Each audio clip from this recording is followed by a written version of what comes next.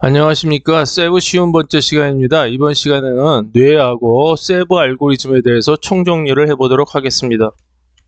먼저 뇌의 회로 및 기능에 대해서 한번 살펴보도록 하겠습니다. 이거 이전에 다 보여드렸던 그림인데 이번에 세 개를 한꺼번에 묶어서 뇌의 그 영역이 어떤 식으로 되어 있고 그 영역에서는 어떤 기능을 발휘를 하고 있는지를 한번 세 개의 도표로 같이 살펴보도록 하겠습니다. 이 왼쪽에 있는 그 뇌의 영역은 그 어떤 생리학적인 어떤 그러한 그 기능으로 나눈 겁니다. 그래서 이렇게 각각의 알파벳으로 이제 기호를 붙였고, 여기에 이제 표시되지 않은 기능으로 해마라는 기능이 있습니다. 전에 이제 해마에 대해서 말씀을 드렸는데, 이건 피질, 그 대뇌 피질 안쪽에 이렇게 그 해마의 모양처럼 이렇게 표시된 그 녹색으로 표시된 그게 바로 이제 해마가 되겠습니다. 이렇게 네 개로 구성이 되어 있는데, 먼저 이거를 크게 나눠 보면은 이제 그 M셀의 모션 영역, M셀하고 이제 모션 영역을 이제 하고, 그 다음에 이제 P셀하고 이제 IT 영역, 그 다음에 이제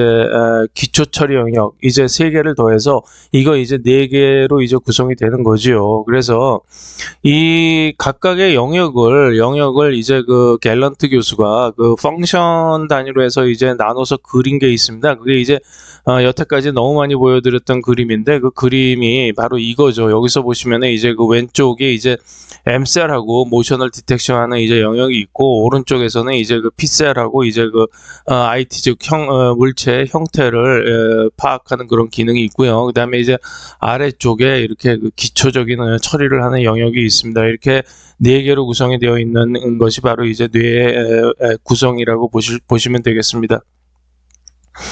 그래서 이제 그 뇌 영역을 여태까지 이제 세부 강의에서 했던 세부 알고리즘들로 이제 나눠본 이제 회로도입니다. 이거 한 장이 거의 그 지금까지의 이제 강의 50개를 한 강의 어제 그 이제 결론이라고 말씀드릴 수가 있는데, 이거를 이제 각각의 여기서 아까 그 뇌 그 지도에서 보여드렸던 것처럼 이렇게 한 세 가지 영역으로 나눌 수가 있어요. 여기서 이제 그 녹색으로 표시된 거는 여기 이제 그 기초 처리 영역이고요. 이거는 이제 0차원을 담당하는 겁니다. 그 다음에 이제 그 아래쪽에 이제 그 약간 좀 붉은색 계통으로 표시된 거가 이제 P셀하고 IT 영역이죠. 이거는 이제 2차원, 1차원, 2차원, 3차원 처리를 하는 그러한 기능이라고 볼 수 있고, 그 다음에 또 이제 물체의 형태를 파악하는 영역이죠. 그 영역이고, 그 다음에 위쪽에 이제 파란색 계통으로 표시된 부분이 이제 바로 이제 모션 벡터하고 이제 M셀, 그 다음에 이제 그런 것들을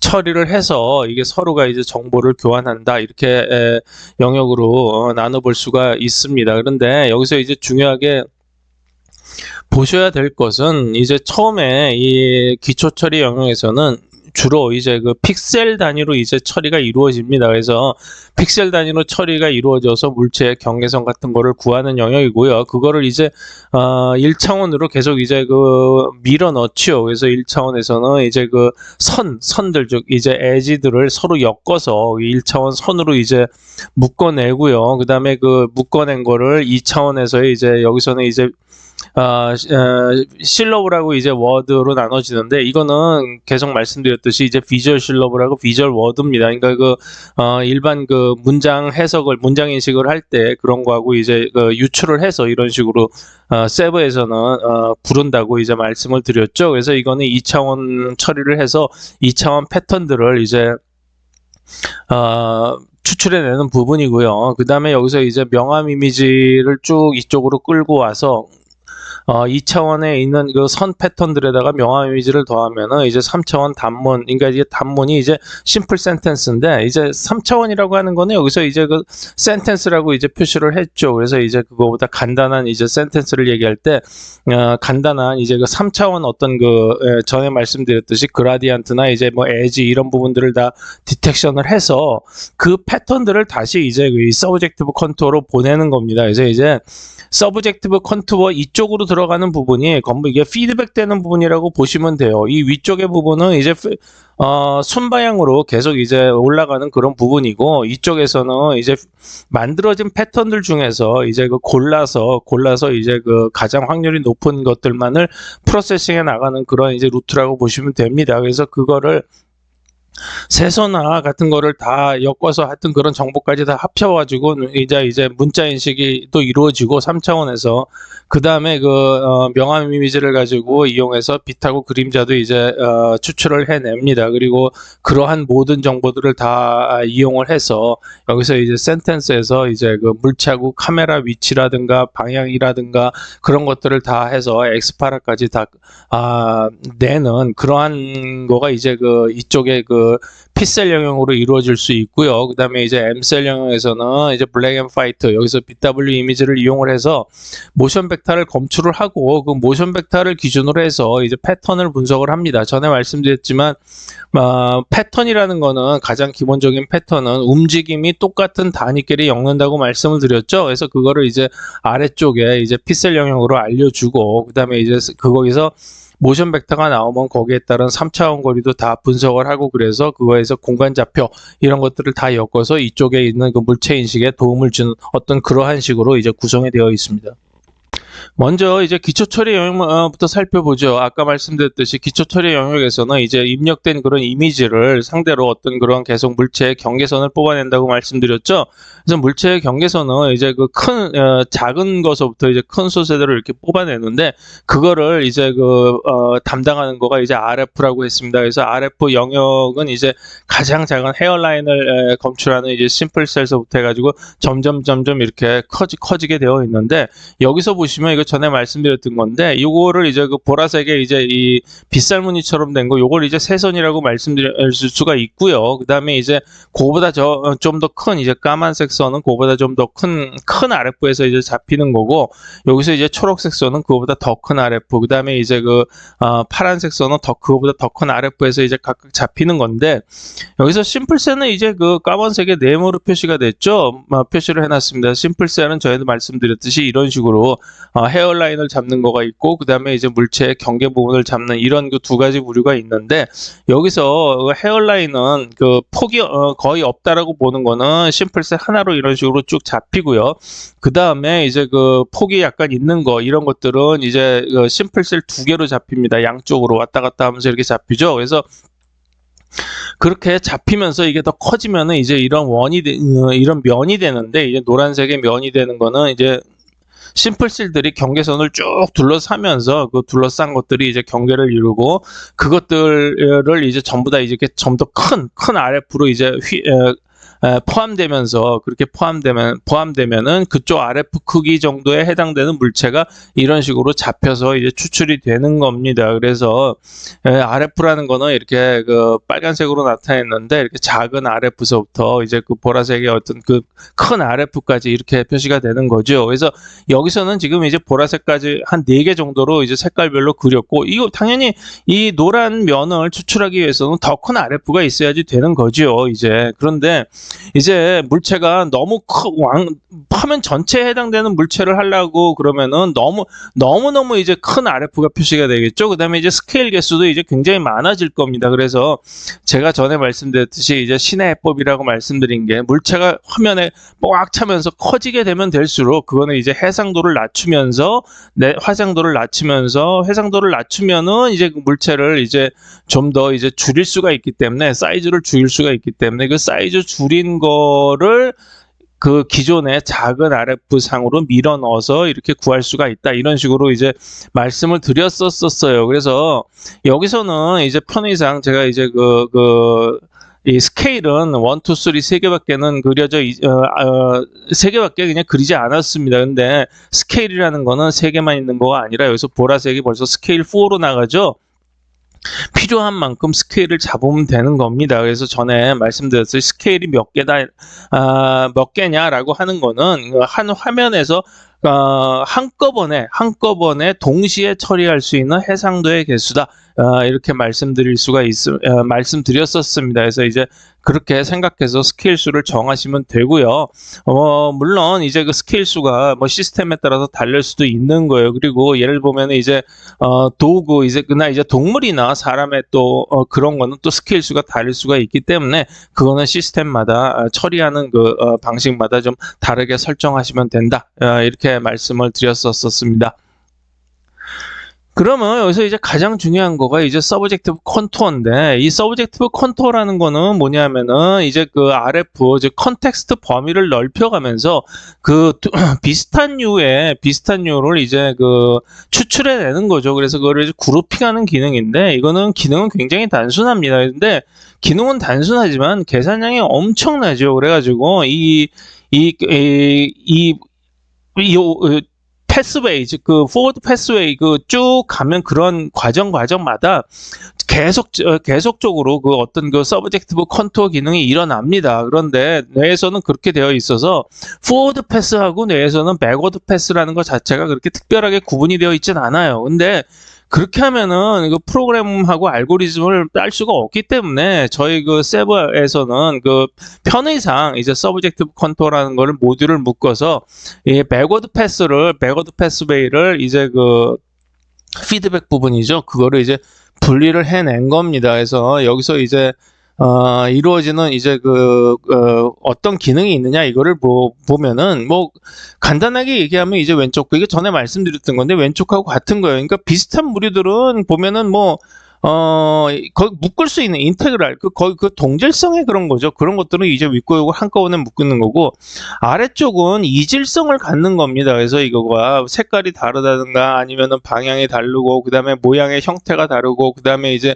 모양은 같더라도 크기가 다르고, 이런 것들은 전부 이질성이 있기 때문에 그렇게 동질성이 있는 거는 위쪽으로 해서 한꺼번에 이제 인테그랄하게 모으고, 아래쪽에 있어서는 그거를 이질성에 있는 거는 분리하는 그런 방법으로만 취해주면 되는 겁니다. 그러니까 이렇게 심플해요. 이렇게 심플하지만 이거를 다 분리를 해내려면 모양, 크기, 아까 보셨죠? 크기, 그 다음에 모양, 색깔 이런 걸로 다 방향, 이걸 다 분리를 해내려고 그러면은 엄청나게 많은 어떤 그 각각의 모듈들이 이제 독립된 모듈들이 그거를 이제 계산을 해내야 되는 것이죠. 그래서 그런 것들을 펑션을 이제 조합을 해봤더니 우리는 그 뇌는 이런 식의 어떤 그런 기능을 갖더라. 뭐 비슷한 거, 그다음에 연결된 거, 그다음에 이제 간단하게 하는 심플리스티, 그다음에 대칭성, 그다음에 이제 프록시머티, 그러니까 근접해서 가까움, 그러니까 가까운 거죠. 커넥티브니스는 연결된 거, 코먼 페이트는 이제 같은 운명, 그다음에 이제 그거는 이제 코먼 리전은 같은 영역, 그다음에 이제 그 정경과 배경의 분리라든가 클로저라든가 이제 이게 결국 이제 그 삼각형으로 보이는 어떤 그런 것들이죠. 이제 그런 것들을 다 뽑아내서 그런 성질들이 보이면은 같은 걸로 묶어내야 되는 겁니다. 그러니까 그룹핑을 어떤 식의 그룹핑을 하느냐, 그런 원리들을 쭉 이제 해야 되는 것이죠.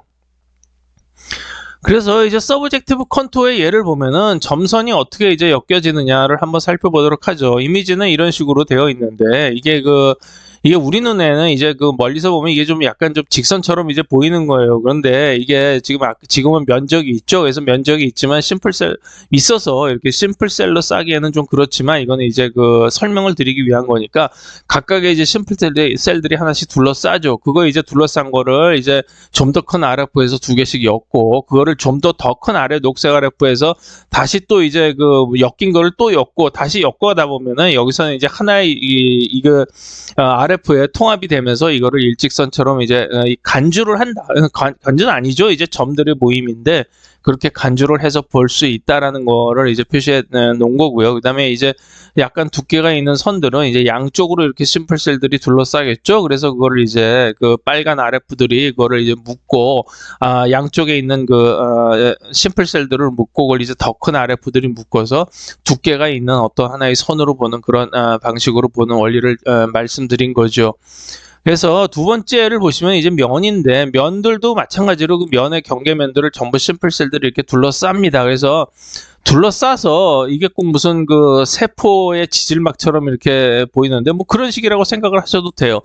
그래서 어쨌든 간에 이제 껍데기로 이렇게 쭉 경계선을 따라서 둘러싸면서 그거를 이제 좀 더 큰 RF가 잡고, 다시 이제 좀 더 큰 RF가 잡으면 그게 이제 하나씩 이제 다각형들이 하나씩 잡히는데, 더 큰 RF에 가면 그것이 이제 엮이는 거죠. 그래서 이것도 이제 멀리서 보면은 이제 하나의 가까이 이제 이 저것처럼 보이는 거죠. 이제 하나의 선처럼 그냥 리니어리티 비슷하게 이제 보이는 그런 것처럼 보이는 이제 작용을 설명을 한 겁니다. 그래서 세 번째는 선 플러스 면인데 이제 여기서 이 아령처럼 생긴 거죠. 아령처럼 생긴 건데 이 또 동그라미는 이제 헤어라인이 감싸고 있습니다. 그래서 헤어라인이라는 거는 심플셀로 이게 잡히기도 하지만 그거보다 이 가운데 있는 결국 이게 또 면이기 때문에 면도 이제 둘러싸고 같은 원리로 이제 그 둘러싼 심플셀들을 또다시 큰 빨간 RF로 잡고 또다시 이제 녹색의 더 큰 RF로 잡고 이건 면이 잡히는 거죠. 이쪽 루트는 이제 면이 이렇게 잡히는 거고 이쪽으로 가면 이제 여기서 잡힌 거는 이제 선으로 잡히는 거예요. 그죠? 이제 선으로 잡히면은 이제 이게 두께가 있다 그러면 이제 세선화가 돼서 두께를 알 수가 있겠죠. 그래서 그거 두 개를 이런 식으로 더 큰 RF에서 보라색의 더 큰 RF에서 이거를 합쳐가지고 이제 커넥티비티가 적용이 되겠죠. 그래서 이제 더 큰 RF에서 잡혀서 그게 이제 R형 모양으로 된다. 이렇게 설명을 드릴 수가 있습니다.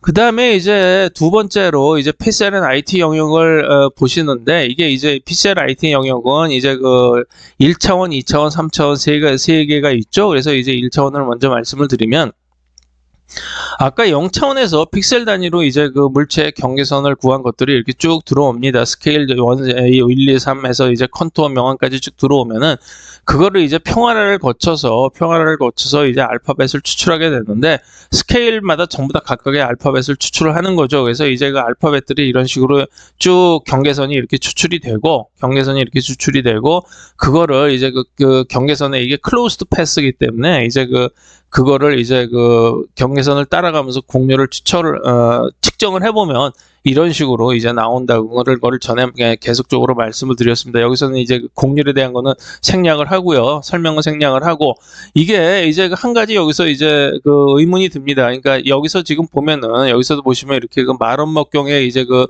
핑크색 고리하고 여기서 이제 사각형에 해당되는 이제 분홍색 고리가 두 개가 이렇게 합쳐져서 이런 식으로 이제 구성이 되어 있는데 그러면은 이게 이런 물체가 그렇게 많지 않지 않느냐. 즉 그러니까 사각형 위에 이제 마름모꼴이 이런 식으로 붙어 있는 좀 어떤 기형처럼 생긴 그런 물체는 많지 않지 않느냐.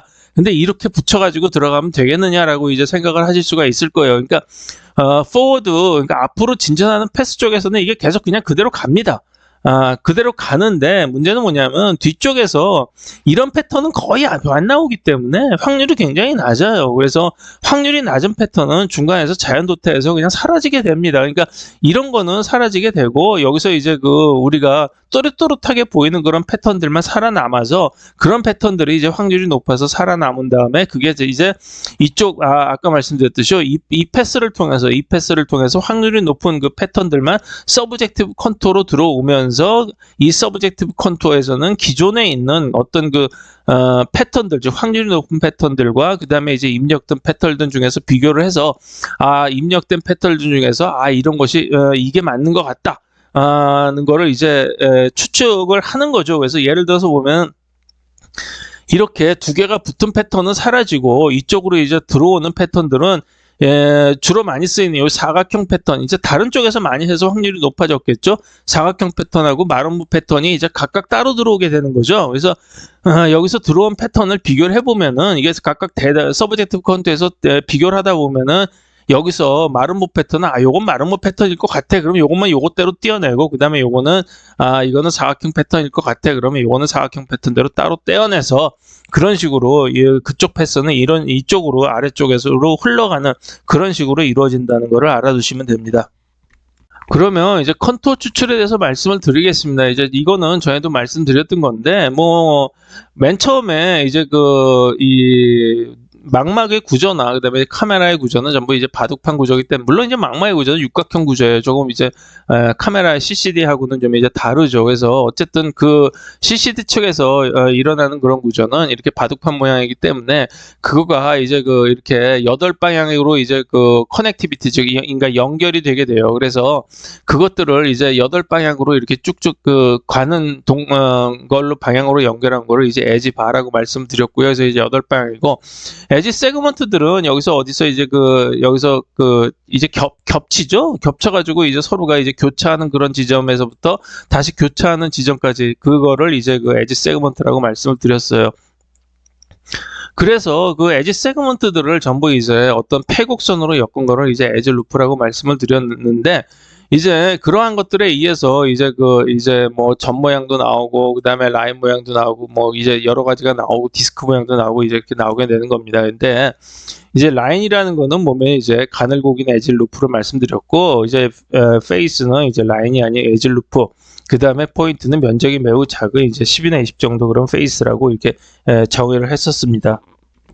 그래서 평화를 이제 다시 말씀을 드리면, 평화라는 두 번에 걸쳐서 일어난다고 말씀드렸었죠. 첫 번째가 이제 스무드 과정이고 두 번째가 이제 플래트닝 과정인데, 스무드 과정은 이게 패턴을 이거 보시면은 이렇게 몇 개의 패턴이 있어요. 그러니까 이렇게 클램프 패턴은 이렇게 된 거가 클램프고, 그 다음에 이제 그 스테어 패턴은 이렇게 계단처럼 내려가는 스테어 패턴이 있고, 피크 패턴이라는 뿌쭉 나온 거고, 그 다음에 이제 그 에로우 패턴이라는 거는 이렇게 화살촉처럼 이렇게 뾰롱뾰롱 빨갛게 나온 그런 패턴입니다. 그러니까 그리고 클램프 패턴이라는 거가 이제 이제 사선으로 이루어지는 경우가 있는데, 이건 수직하고 수평인 경우였고, 사선으로 이루어질 때는 이렇게 대각선으로 이루어지는 대각선 클램프 패턴이 있고, 그다음에 이제 역대각선으로 이루어지는 이제 역대각선 클램프 패턴, 이렇게 몇 개의 패턴이 있어요. 이런 패턴들은 공통으로 나오는 패턴들이기 때문에 그러한 패턴들은 전부 그 1단계 그 스무딩 작업에서 전부 세 개의 그 길이를 가지고 있는 것들은 전부 중점을 잡아서 이런 식으로 전부 다 플래팅을 시켜줍니다. 그래서 그 다음에 이제 두 번째 단계에서는 플래트닝인데, 이 플래트닝에서는 이제 두 가지를 이제 그 평활화를 시켜주는데, 하나는 뭐냐면은 기울기가 아주 근소하게 이렇게 근소하게 들어가는 거의 뭐 일직선상에 있거나 거의 그런 것들, 그 다음에 또 하나는 이제 갑자기 폭 튀어나오는 것, 그런 것들을 전부 이렇게 다 묶어서 하나의 이제 플래트닝, 즉 이제 평활화를 시켜주는 거예요. 그래서 여기서 이제 회색으로 된 거가 이제 평활화가 된 건데, 이제 스케일이 클수록, 여기서 이제 빨갛게 표시된 핑크색으로 표시된 건데, 스케일이 클수록 좀 더 큰 평활화를 시켜줘야 돼요. 그래야지 방금 전에 말씀드렸던 신의 한 수라고 말씀드렸던 것처럼, 뭐 물체에 뭐가 크면 클수록 디테일을 볼 필요가 없습니다. 그러니까 물체가 크면 클수록 그거에 어떤 대략적인 윤곽만 보는 거가 되어야지 되기 때문에, 그러한 거를 이제 큰 폭으로 평화를 시켜줘야지 되는 거죠. 그래서 그거를 이제 제가 전에 그 세부에서 이루어지는 알고리즘을 다크라고 말씀드렸죠. 이제 디멘션하고 플러스 마이너스 알파, 그 다음에 R이 RF, 그 다음에 C가 클로스드의 약자였는데, 그 클로스드에서 이제 그 어떤 그 닫혀 있는 그러한 그러한 패턴을 닫혀 있는 패턴의 그런 앙상블을 이제 만들 수가 있는 것이죠. 그 다음에 이제 피셀하고 이제 IT 영역에서 이제 2차원인 경우를 이제 살펴보도록 하겠습니다. 그래서 2차원인 경우의 입력은 이런 식으로 실러버릴들이 이제 쭉 들어오는 거죠. 이게 전부 다 클로스드 패스입니다. 그러니까 위아래로 가면 갈수록 이제 면적이 큰 클로스 패스들이 들어오고, 그 다음에 이제 여기서는 이제 명암 이미지가 이제 들어오는 거죠. 그래서 명암 이거를 하나의 면이 있을 때 클로스드 패스죠. 이게 하나의 면이 있을 때 이것들을 다 조합을 하면은 이런 식으로 비주얼 워드를 만들 수가 있다고 이제 말씀을 드렸었습니다. 그래서 그거를 만들어 나가면 되는데, 이제 여기서는 이제 캐스케이드라는 말이 들어갔죠. 그 캐스케이드는 뭐냐 하면은, 여기서 보시면은, 여기서 이제 경계선들이, 이제 컨투어들이 전부 이렇게 일치를 해요. 여기서 보시면은, 여기서 이제 요러한 이제 컨투어들이, 스케일이 큰 데서는 이제 컨투어들이 이렇게 있는데, 그 컨투어가 여기 위쪽에서도 똑같이 이렇게 이제 살아 있는 겁니다. 그러니까 합쳐져서 이제 돌아가는 한이 있더라도 그 컨투어는 살아서 이제 그러니까 페이즈가 같은 거죠. 이제 페이즈가 같은 걸로 움직이기 때문에, 여기서도 자세하게 보시면은 이제 여기서 보실 수가 있는데, 여기서 스케일이 큰 데에서 이렇게 스케일이 큰 거는 이거를 멀리서 보면은 이게 하나의 그냥 타원처럼 이렇게 보일 겁니다. 이렇게 녹색의 타원처럼 보이는데, 그 녹색의 타원처럼 보이는 거를 또 가까이서 보면은 이런 식으로 노랑, 뭐 주황, 뭐 그다음에 이제 보라색, 이렇게 몇 개의 이제 면들로 나눠져 있는 거를 보실 수가 있고, 요 이렇게 똑같은 컨투어를 그대로 유지를 하면서 스케일 1으로 다시 올라가 보면은 요게 또 다시 작은 면들로 이렇게 나눠져 있어요. 그러니까 요렇게 예를 들어서 보면은 요거 하나를 지금 여기 요렇게 이 새가 날개 핀 모양처럼 요렇게 된 거의 모양을 하나를 요걸 실러블이라고 얘기를 하면은, 그러니까 스케일 2에서는 요게 실러블이 되죠. 근데 스케일 1으로 가면은 요게 몇 개의 이게 실러블들로 또 나눠져요. 작은 걸로.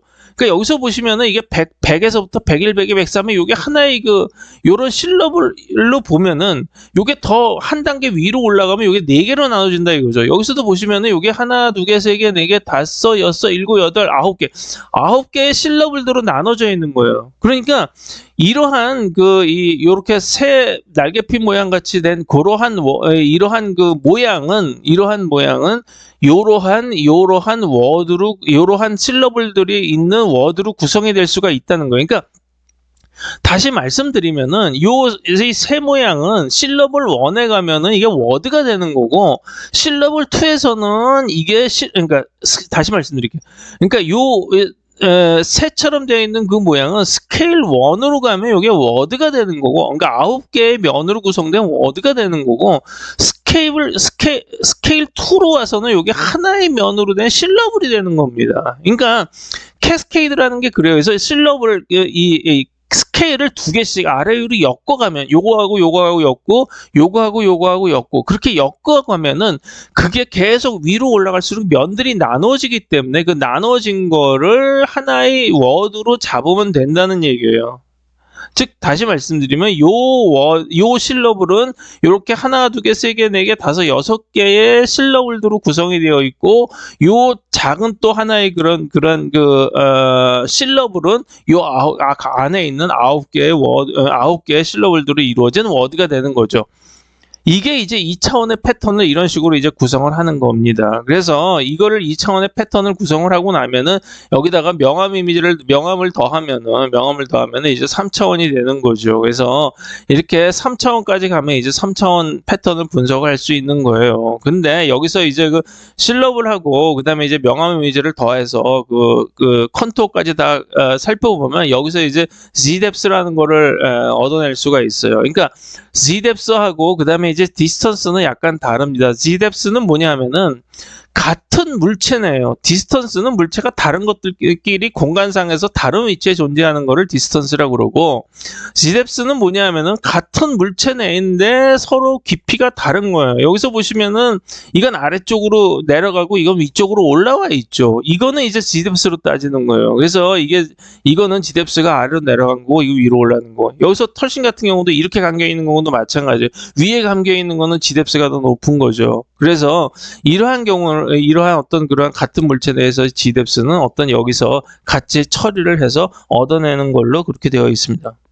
그래서 실러블을 보시면 실러블은 뭐 간단합니다. 하나의 면으로 구성된 거가 이제 실러블이라고 저희는 계속 말씀드렸고요. 그 다음에 실러블은 어떻게 되냐면 템플릿으로 이제 구성해서 비교를 하면 돼요. 돌아가면서 그러니까 곡률이 얼마만큼 돌아갔는지. 여기서 이제 여기서 90도 돌아갔죠. 그래서 135도 돌아간 이제 실러블이고, 이렇게 템플릿을 갖다 대면은, 템플릿이라는 게 뭐죠? 곡률로 이루어진 거죠. 그거를 쭉쭉쭉 갖다 밀면서 쭉 살펴보면은 그 다음에 이제 실러블이 디텍션이 됩니다. 먼저 이런 식으로 실러블들을 다 얻어내는 거죠. 그래서 같은 실러블이라도 여기서 보시면 이제 곡률이 서로가 이제 오른쪽으로 들고 왼쪽으로 들고 이런 거에 따라서 달라질 수가 있는데, 모양이 그거는 이제 미러 이미지라고 전에 말씀드린 적이 있습니다. 그리고 워드라는 거는 이제 비주얼 워드는 실러블들이 다 찾아내고 나면 그게 이제 조합이 되겠죠. 아까 말씀드린 것처럼 이건 굉장히 이제 간단한 예인데, 여기서는 배 모양은 이제 이런 식으로 뭐 간단하게 말씀드릴 수가 있는 거고, 뭐 물고기 같은 경우는 이런 식으로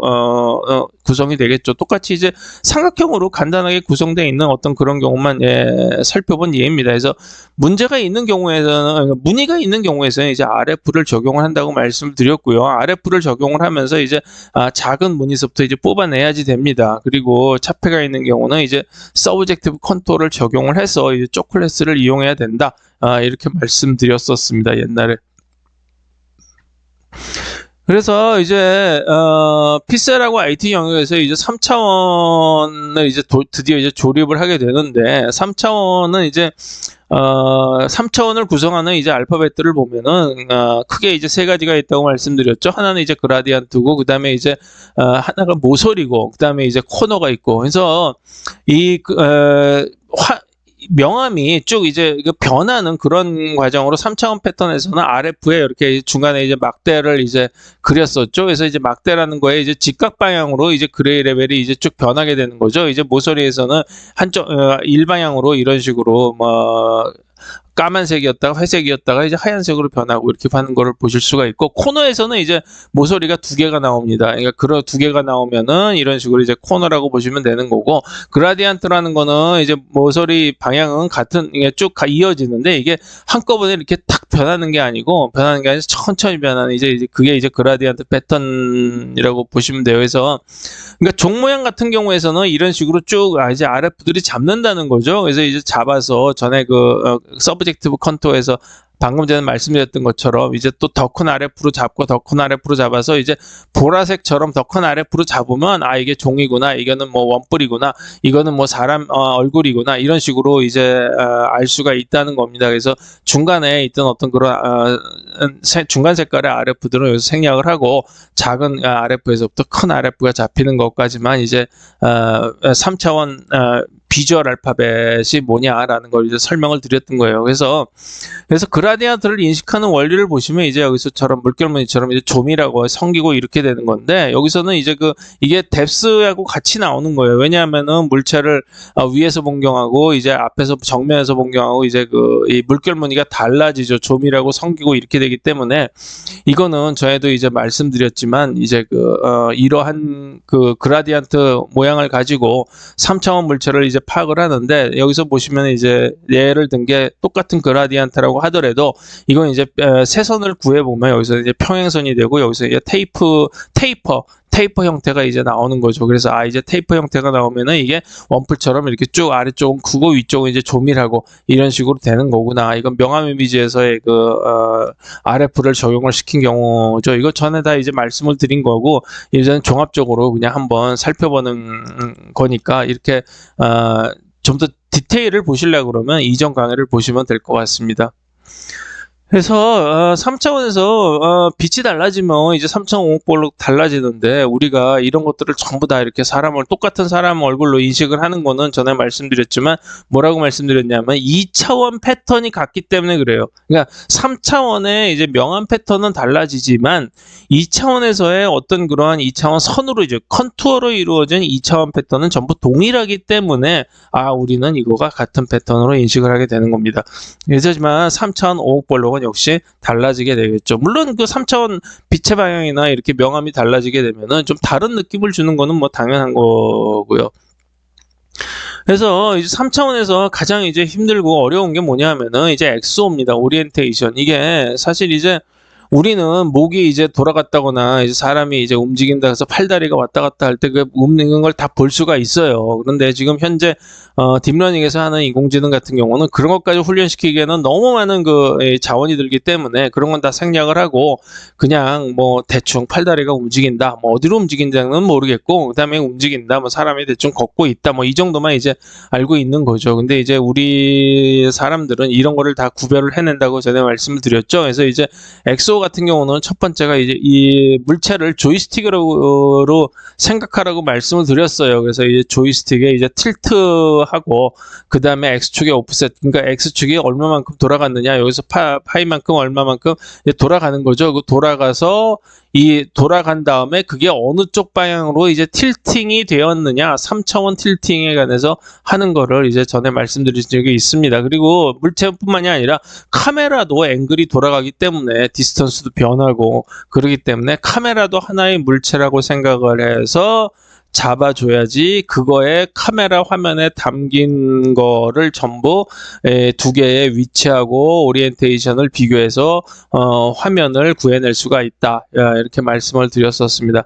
그래서 이게 다 구해지고 나면은 그다음에 형태 모션 거리의 3차원 패턴표를 만들어야 됩니다. 그래서 이제 이러한 그 사람의 머리라고 하더라도 수없이 많은 그런 이제 패턴들이 나오게 되죠. 그게 이제 또 디스턴스가 달라지면은 이제 XD의 변화죠. X파라에서 달라지면은 이런 식으로 또 작아지고 이 작아진 패턴들은 또 디테일들이 다 뭉개지고 그러니까 이러한 어떤 그러한 것 이 크기 즉 XD 그 거리에 따른 변화는 우리가 이제 클로즈드라는 그 법칙을 이용해서 이제 얼마든지 그 해낼 수가 있는데 이 오리엔테이션에 따른 형태의 변화 그렇죠? 오리엔테이션에 따른 형태의 변화는 어쩔 수가 없어요.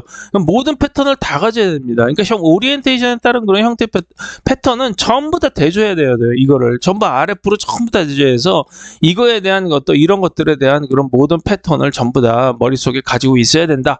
이렇게 말씀드렸었죠. 이 북두칠성의 점 패턴이나 아니면은 점 이미지 그다음에 이제 세선화 패턴 이런 것도 전체를 어떤 식으로 이제 파악을 하는지 다 말씀을 드렸으니까 디테일들은 전에 했던 그런 거를 이제 보시면 될 것 같습니다. 그 다음에 이제 PCL 영역에서 남아있는 게 이제 문자인식인데 문자인식은 처음에 전에 말씀드렸듯이 텍스처부터 분리를 해내야 되는 거죠. 그래서 작은 RF서부터 이제 적용을 해가면서 작은 RF에 해당되는 것들은 먼저 이제 뽑아내고 즉 이렇게 허옇게 표시된 어떤 그런 명암 같은 거는 작은 RF적으로 에서부터 순차적으로 이제 추출이 되는 거죠. 그래서 뽑아내지고 그 다음에 여기서도 마찬가지예요. 무늬 같은 경우는 다 뽑아내지고 여기서도 이제 3차원 같은 경우도 이제 3차원 물체 인식 과정에서 이게 센텐스로 표시가 돼서 이게 옆으로 이제 두께가 있고 그다음에 옆으로 돌아나온 이미지구나 이게 형태로 파악이 되는 거죠. 그래서 뽑아낸 다음에 그다음에 이제 이게 큰 문자를 나타내는 그런 부분들이 이제 세선화가 되죠. 그래서 세선화가 된 것들은 보면은 이제 문자 인식 알고리즘에 의해서 이렇게 표시가 됩니다. 그래서 이제 펜이라는 필기체 같은 경우에서도 이게 중간중간에 이렇게 끊어서 RF를 따져보는데 이거 세 개를 끊었을 때 세 개를 엮어보면 이게 다 끊으면은 이런 식으로 이제 쭉 형태소들이 쭉 연결되는데 그것들을 이제 몇 개씩 묶는 거예요. 두 개로 묶일 수도 있고 하나가 있을 수도 있는 거 이런 거죠. 그러니까 여기서는 이제 세 개를 묶으니까 우리가 알고 있는 패턴이 나온 겁니다. P라는 거. 여기서는 그 하나의 단독으로도 E라는 게 나온 거고 여기서 두 개를 묶으니까 N이라는 게 나온 거예요. 그래서 이런 식으로 RF 이것도 결국 이제 RF 개념이에요. 그래서 이제 RF를 엮어가면서 헬로우라는 거를 이제 쭉 HALLO를 이제 뽑아내게 되는 거죠. 이게 다른 이게 문자가 아니라 어떤 저거래도 형태가 있는 패턴이라고 그래도 똑같은 식으로 이게 구성이 되는 거고 이거를 이제 코딩을 한다 그러면 여기서 BABC BAB BDD BD HAC BD 이런 식으로 구성이 된다. 이거를 이제 알아두시면 됩니다.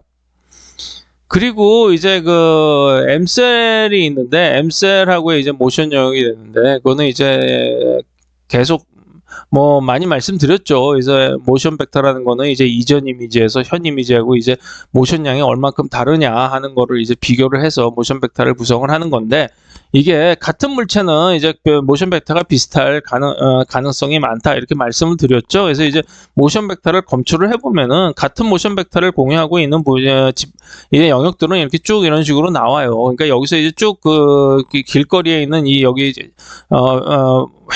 보도 블록 이것까지 같이 이제 표시가 되어 있는데 이런 경우는 이제 아까 말씀드렸듯이 피드백 루프에서 좀 잡아주는 경우가 있습니다. 그러니까 서브젝티브 컨투어에서 이거를 띄어내고 왜냐면 이런 경우가 별로 없으면은 이제 이런 경우에 여기서 이제 잘리는 거죠. 그래서 이제 그거를 형태 분석을 합니다. 어쨌든 간에 맨 처음에 들어갈 때는 이게 같은 모션 벡터만 같은 걸로 이제 이어지는 거죠. 그래서 이어져서 작은 건 작은 것대로 잡히고 큰 거는 또 큰 것대로 잡혀서 들어가는 거예요. 그래서 모션 벡터가 이런 식으로 나와서 쭉 들고 들어가면 들어가면 그 다음에 여기서 이제 3차원 거리를 계산을 하는데 3차원 거리는 TVNC로 이용을 해서 한다고 산출한다고 그랬죠. 트라이앵글 베리에이션 네트워크 체크라고 해서 이게 이런 식으로 여기서는 이 물체의 그 세 개의 경계선 꼭지점이 여기서 두 개가 잡히고 여기서도 마찬가지로 두 개가 똑같이 잡히는데 이게 모션이 움직여서 백그라운드에서 여기서의 위치는 고정이 되어 있죠. 그럼 삼각형이 이렇게 찌그러지는 겁니다. 그래서 삼각형이 찌그러지면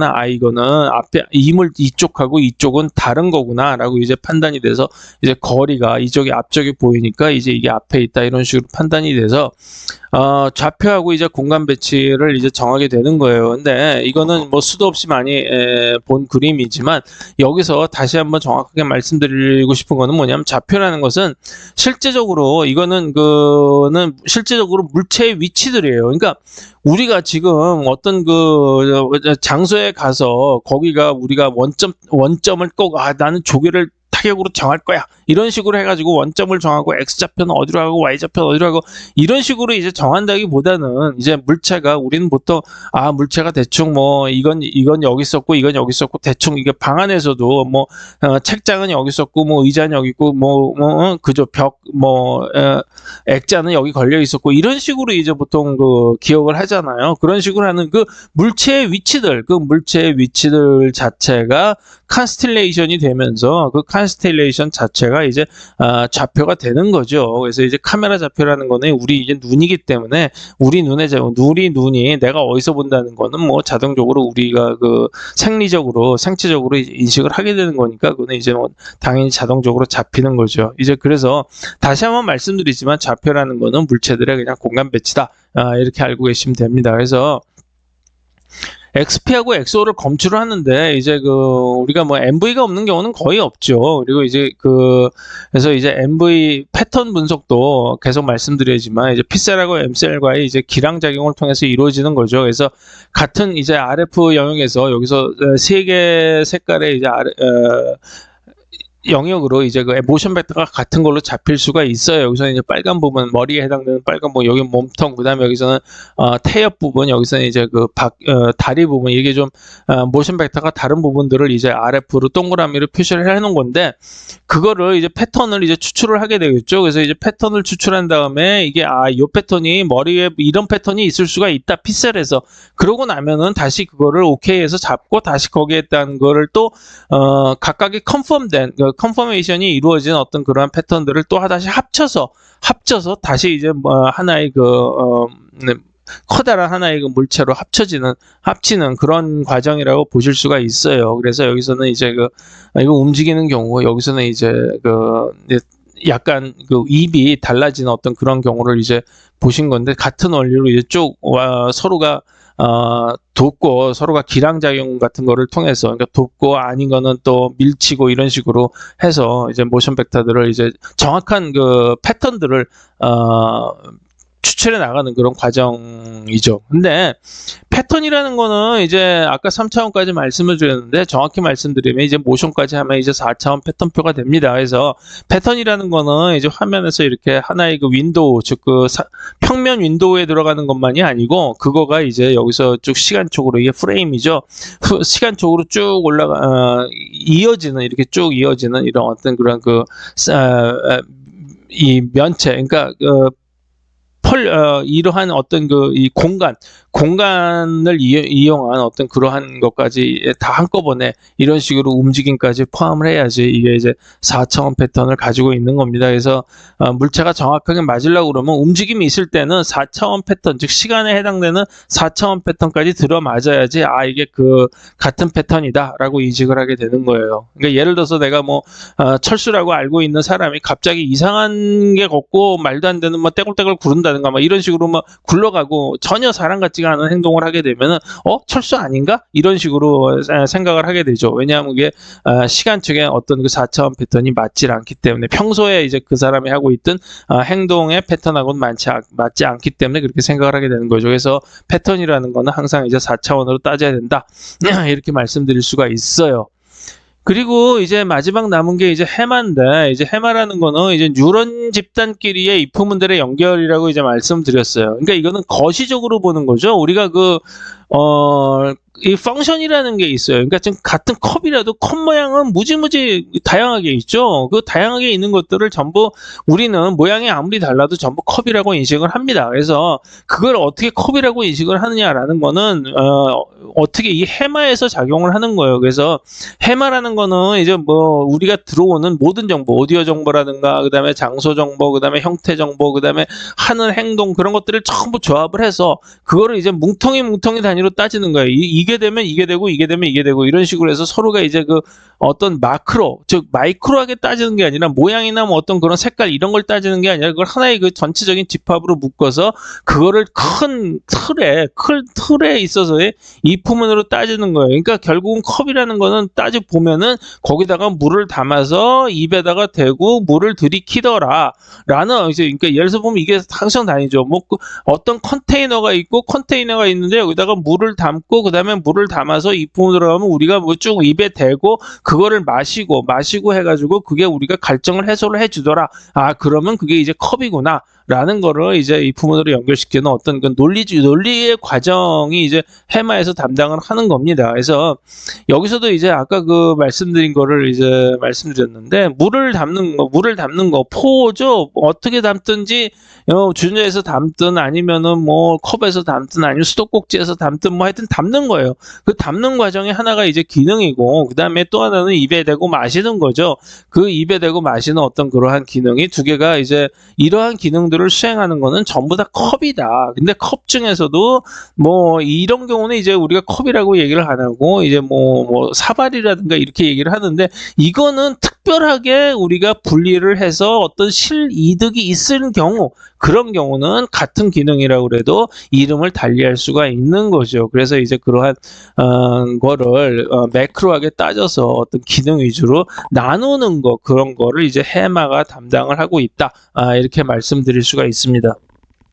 이거는 제가 세부 맨 첫 번째 시간에 이제 말씀드린 겁니다. 이제 갤런트 교수가 이제 fMRI를 이용해서 사람한테 영상을 보여주면서 뇌를 찍은 사진들이에요. 그러니까 뇌의 기능들이 이제 어떤 식으로 여기가 뻘개진 부분들은 전부 이게 기능을 하는 부분들입니다. 그러니까 이런 기능을 하는 부분들은 여기가 이제 M셀 영역일 수도 있고 P셀 영역일 수도 있고 기초 처리 영역일 수도 있고 이게 다 나눈 부분들이 이게 서로가 이렇게 그 기능적으로 다 알아서 이렇게 발화를 해서 이 전체적인 어떠한 그 발화하는 기능들의 어떤 그러한 그 모양을 보면은 이게 지금 어떤 거를 알 수 있구나, 어떤 거를 하고 있구나라는 거를 이제 알 수 있다는 건데 그거를 기능을 이제 역으로 해서 이제 찍어내서 본 영상을 전에 첫 번째 시간에 보여드렸었죠. 그래서 이제 코끼리 같은 거를 보고서 뇌 쥐도 사진을 하면은 여기 어렴풋한 이제 물체가 있는 걸 보실 수가 있고 여기서는 이제 사람인데 색깔이 좀 약간 변했죠. 이거는 좀 도저히 알아볼 수가 없고 좀 복잡해서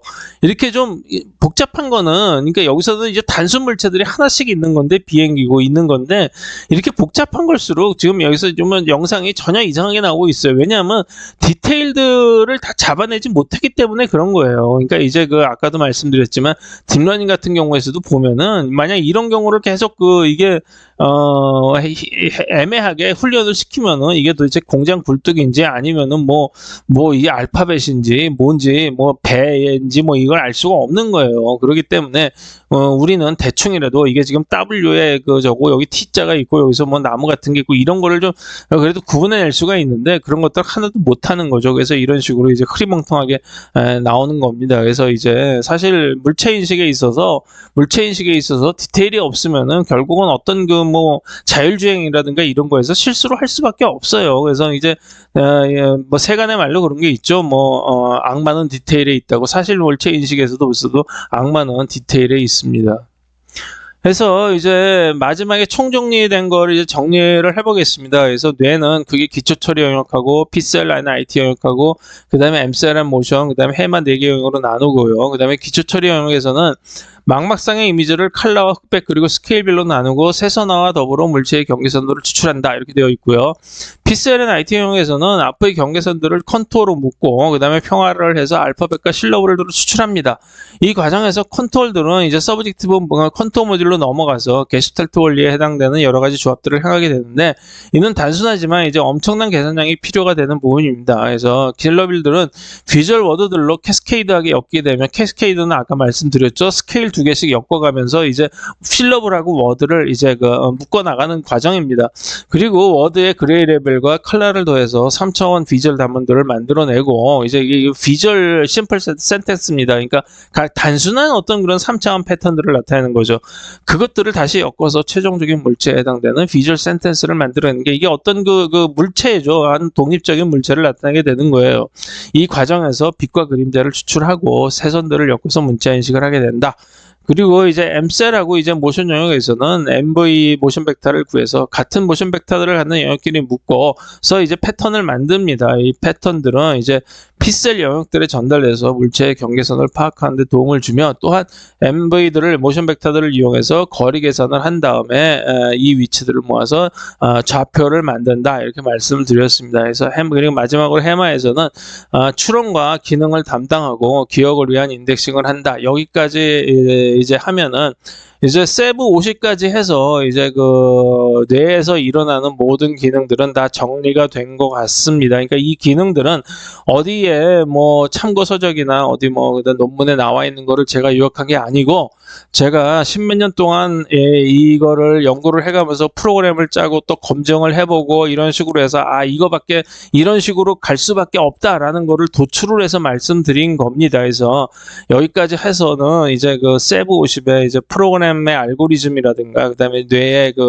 거가 완벽하지는 않지만 거의 그 99% 이상으로 정리가 돼서 이제는 프로그램을 짤 수 있을 정도까지 왔습니다. 근데 문제는 뭐냐 하면은 이제 그 경우의 가지수가 너무 많기 때문에 그걸 이제 기존의 프로그래밍 랭귀지 같은 경우로 이제 애널리틱하게 짠다는 거는 거의 이제 한계가 있을 수밖에 없어요. 그래서 일단 여기 그 세부 50까지 이 알고리즘들을 이제 완벽하게 정리를 해서 여기서 1단계를 끝내고 그다음에 이제 가능하다면 2025년부터는 이제 시즌2로 해서 케이스 바이 케이스로 어떤 식으로 이제 결과가 나오는가들을 이제 살펴볼까 합니다. 그래서 여기서 일단 일단락을 맺는 걸로 그렇게 하겠습니다. 지금까지 세부 강의를 경청해 주셔서 대단히 감사하게 생각을 합니다.